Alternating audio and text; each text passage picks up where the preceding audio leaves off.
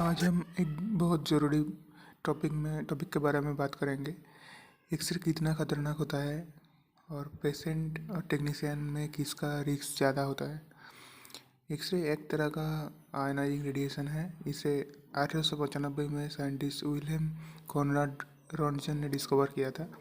ये रेडिएशन हमारे शरीर के अंदर से गुजर सकता है और डॉक्टर को हमारे बॉडी के अंदर का स्ट्रक्चर देखने में मदद करता है। इसलिए मेडिकल फील्ड में एक्सरे का बहुत इम्पोर्टेंट है।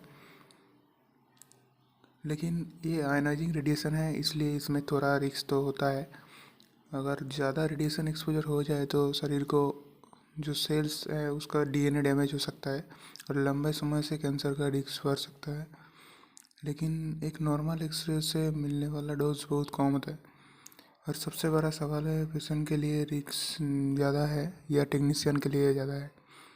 पेशेंट के केस में रिस्क यूजुअली बहुत कम होता है, क्योंकि एक पेशेंट अपने लाइफ में सिर्फ कुछ ही बार एक्सरे करता है। एक सिंपल चेस्ट एक्सरे से जो रेडिएशन डोज मिलता है वो कुछ दिन के नेचुरल बैकग्राउंड रेडिएशन के बराबर होता है। लेकिन एक्सरे टेक्नीशियन या रेडियोग्राफर रोज़ बहुत सारे पेशेंट का एक्सरे करता है, इसलिए उनका लंबे समय में क्यूमुलेटिव रेडिएशन एक्सपोजर हो सकता है। इस कारण उन्हें रेडिएशन प्रोटेक्शन मानना बहुत ज़रूरी है। इसलिए एक्सरे डिपार्टमेंट में कुछ सेफ्टी रूल्स फॉलो किया जाता है, जैसे लेड एप्रॉन पहनना, लेड ग्लास या लेड बैरियर के पीछे रहना, पेशेंट का शरीर का अनयूज जो हिस्सा है उसको सील करना और टेक्नीशियन के लिए डोसीमीटर बैच यूज़ करना। उनका रेडिएशन बाद में डोज मॉनिटर किया जा सकता है।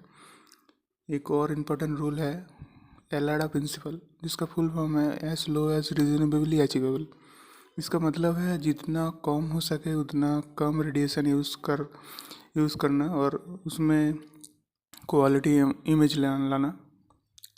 तो आखिर में यही कहा जा सकता है कि अगर एक्सरे को फॉल्स तरीके से या बार बार यूज़ किया जाए तो रिस्क हो सकता है, लेकिन करेक्ट रूल्स और रेगुलेशन के साथ कुछ सेफ्टी प्रोटोकॉल का पालन